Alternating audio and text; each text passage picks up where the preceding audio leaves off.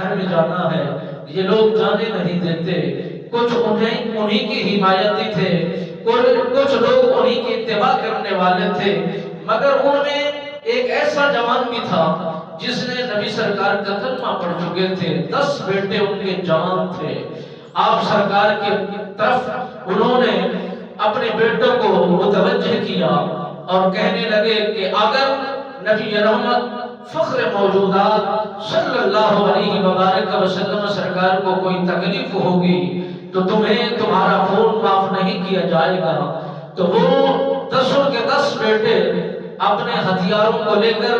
نبی رحمت فخر موجودات صلی اللہ علیہ وآلہ وسلم سرکار کی قربت میں آپ پہنچتے ہیں، عرض کرتے ہیں یا رسول اللہ اگر آپ چاہیں اپنے گھر میں جانا پسند کریں تو ہم یہ دشمنی اپنے سر پہ لینا چاہتے ہیں، اس کا مقابلہ